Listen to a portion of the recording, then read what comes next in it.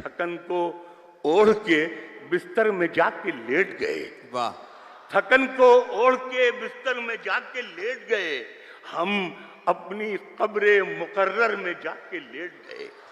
हम अपनी कब्रे मुकर्रर में जाके लेट गए और तमाम उम्र हम एक दूसरे से लड़ते रहे, मगर मरे तो बराबर में जाके लेट मगर मरे तो बराबर। क्या कहने हैं। वाह वाह वाह वाह वाह वाह। थकन को ओढ़ के बिस्तर में जाके लेट गए।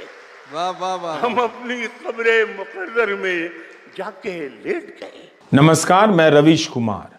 हर बात पर अपना या किसी और शायर का एक शेर सुना देने वाले मुनव्वर राणा आज उस मिट्टी को अलविदा कह गए जिसमें समा जाने की ख्वाहिश लिए न जाने उन्होंने कितने ही शेर कहे।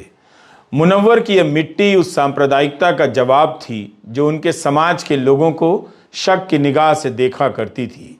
2014 के बाद के भारत में बहुत कुछ खो देने के दौर के बहुत पहले मुनव्वर राणा ने अपने शेरों में जो दावेदारी पेश की, जो वफादारी पेश की, उसकी कोई मिसाल नहीं।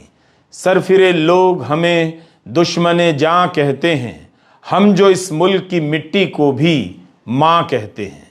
सरफिरे लोग हमें दुश्मने जां कहते हैं, हम जो इस मुल्क की मिट्टी को भी मां कहते हैं। यह शेर एक शायर की तरफ से तमाम कायरों को एक ऐसा जवाब है जो भीड़ बनकर किसी को घेर लेती है। फरमान जारी कर देते हैं कि कौन यहाँ का है, कौन वहाँ का है। मुनव्वर कहते हैं, आपने खुल के मोहब्बत नहीं की है हमसे, आप भाई नहीं कहते हैं, मियाँ कहते हैं। यह केवल मुनव्वर की पीड़ा नहीं है, किसी ज़माने की नहीं, आज की है और अभी अभी की है। मिट्टी में मिला दे कि जुदा हो नहीं सकता, अब इससे ज़्यादा मैं तेरा हो नहीं सकता। इस तरह के उनके शेर बता रहे हैं कि एक आम मुसलमान को यहाँ का नहीं होने के सवालों से किस हद तक गुजरना पड़ता है। यह इतना आम हो चुका है कि सबके पास जवाब देने की सलाहियत और ज़ुबान नहीं होती। मुनव्वर जैसे शायर सब की तरफ से जवाब देकर चले जाते हैं। उनके शेर में मिट्टी कई तरीके से आती है, हर बार अलग अलग रूपों में आती है। मुनव्वर के लिए मिट्टी एक जवाब है। हमेशा हमेशा के लिए इसी मिट्टी में दफन होने का दावा है कि मरने के बाद भी यहीं के रहेंगे और यहीं रहेंगे। APJ अब्दुल कलाम के निधन पर उन्होंने पोस्ट करते हुए लिखा था कि एक बार फिर से मिट्टी की सूरत करो मुझे, इज्जत के साथ दुनिया से रुखसत करो मुझे। मुनव्वर के अनुसार मिट्टी की वफादारी राष्ट्र की वफादारी से बहुत ऊंची है।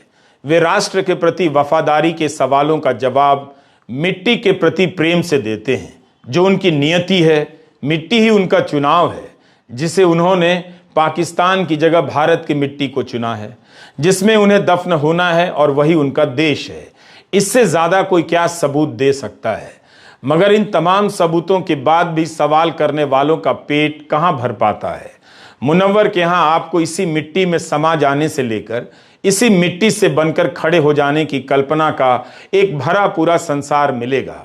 तयम्मुम का मतलब होता है मिट्टी से वुजू करना। मुनव्वर कहते हैं कि तुझको ए खाक वतन मेरे तयम्मुम के कसम तू बता दे जो ये सजदों के निशा कहते हैं। आज वह वतन मुनव्वर से खाली हो गया, जिस पर दावा जताते जताते मुनव्वर ने कितने ही शेर कहे। मुनव्वर मुशायरों के सुपर स्टार थे और एक दौर में मीडिया के भी।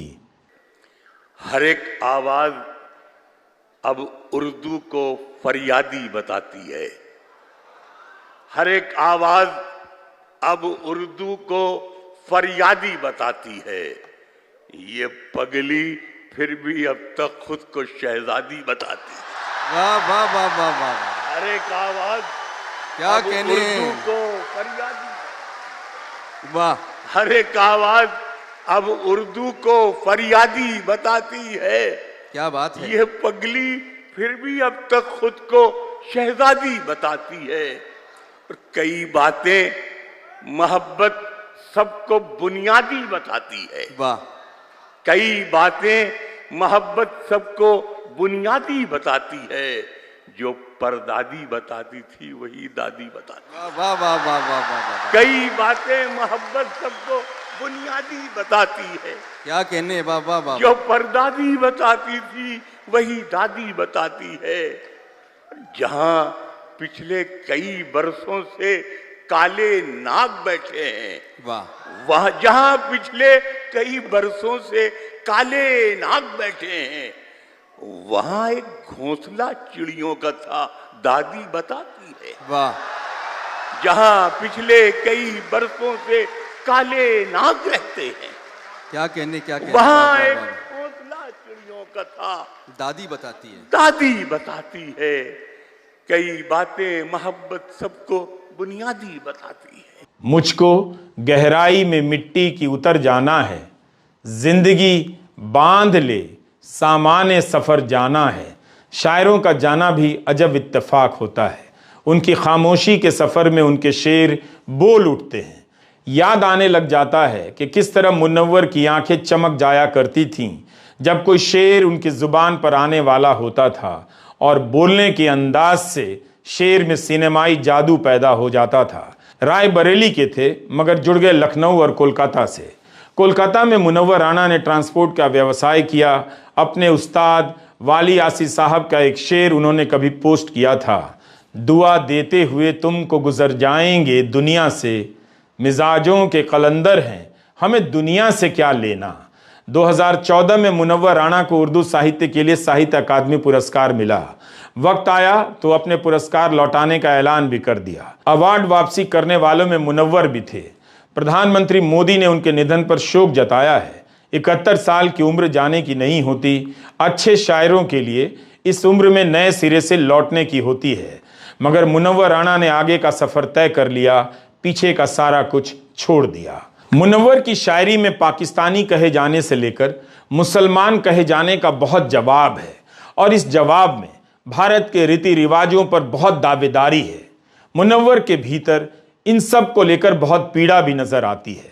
मुहाजिरनामा काफी चर्चित रहा, इसी से उन्हें पहचान मिली और उनके शेर सीमाओं के आर पार गूंजने लगे। भारत से पाकिस्तान गए मुहाजिरों की व्यथा को मुनव्वर ने मुशायरों के मैदान में दूसरे ढंग से पेश किया, इतिहास के किताबों से निकालकर मुशायरों में जिंदा कर दिया। लिखते हैं, मुहाजिर हैं मगर हम एक दुनिया छोड़ आए हैं, तुम्हारे पास जितना है हम उतना छोड़ आए हैं। कहानी का ये हिस्सा आज तक सबसे छुपाया है कि हम मिट्टी के खातिर अपना सोना छोड़ आए हैं। नई दुनिया बसा लेने की कमजोर चाहत में पुराने घर की दहलीजों को सूना छोड़ आए हैं। किसी की आरजू के पाँव में जंजीर डाली थी, किसी की ऊन की तीली में फंदा छोड़ आए हैं। पकाकर रोटियां रखती थी माँ जिसमें सलीके से, निकलते वक्त वो रोटी की डलिया छोड़ आए हैं। जो एक पतली सड़क उन्नाव से मोहान जाती है, जो एक पतली सड़क उन्नाव से मोहान जाती है, वहीं हसरत के ख्वाबों को भटकता छोड़ आए हैं। यकीन आता नहीं, लगता है कच्ची नींद में शायद हम अपना घर, गली, अपना मोहल्ला छोड़ आए हैं। हमें हिजरत की संधि गुफा में याद आता है, अजंता छोड़ आए हैं, एलोरा छोड़ आए हैं।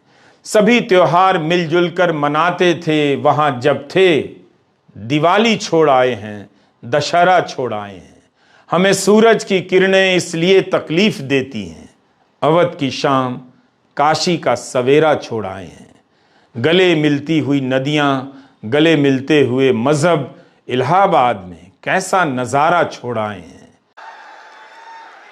जब माशाल्लाह इतने जवान कांधे हों तो बूढ़े शख्स को भी जवान होने का जी चाहता है।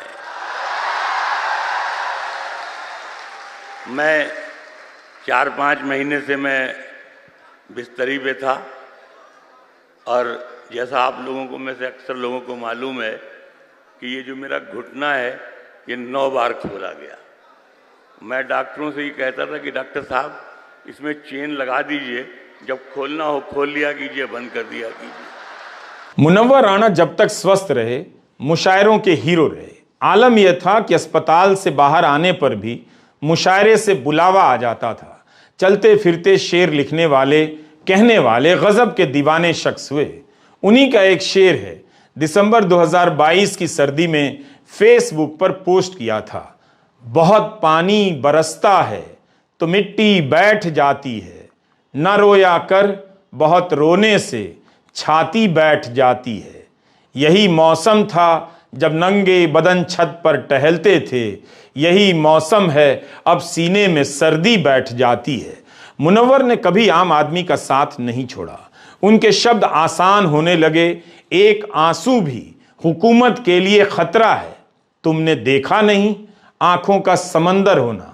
सो जाते हैं फुटपाथ पे अखबार बिछाकर, मजदूर कभी नींद की गोली नहीं खाते। तुम्हारे शहर में मैयत को सब कांधा नहीं देते, हमारे गांव में छप्पर भी सब मिलकर उठाते हैं। तो इस तरह के अनेक शेर मुनव्वर के यहां आपको मिलेंगे। एक और शेर है, मंजिल करीब आते ही एक पांव कट गया, मंजिल करीब आते ही एक पांव कट गया, चौड़ी हुई सड़क तो मेरा गांव कट गया। आए दिन शहरों से झुग्गियां उजाड़ दी जाती हैं, बसे बसाए घर उजाड़ दिए जाते हैं। मुनव्वर के कई शेर आज सुबह की अखबार से लगते हैं। शहर के हालात को कितनी खूबसूरती से उन्होंने दर्ज किया है। लिखते हैं, हम नहीं जानते वो सारे कहाँ जाते हैं, जिनके घर गिरते हैं बेचारे कहाँ जाते हैं। सोचना होगा हमें आपको, सबको मिलकर राख होते हैं तो अंगारे कहाँ जाते हैं। मुनव्वर ने मां को लेकर कितने ही शेर कहे और ना जाने कितनी दाद बटोरी। सुनने वाले इंतजार करते थे मुनव्वर कब मां पर बोलेंगे। उनकी गोल गोल आंखों में एक ऐसी मां उतर आती थी जो सबको अपनी मां लगती थी।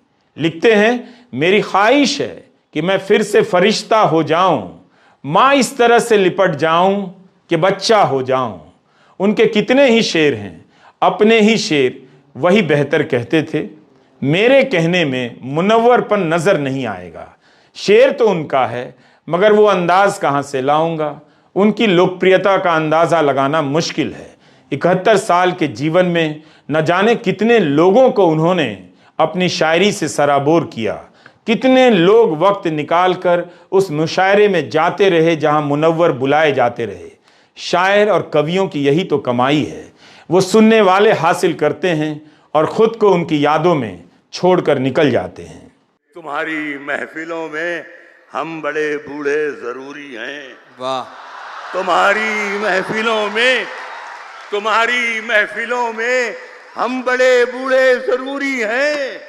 अगर हम ही नहीं होंगे तो पगड़ी कौन बांधेगा। वाह वाह वाह वाह वाह वाह वाह वाह वाह वाह वाह वाह वाह वाह वाह वाह वाह वाह।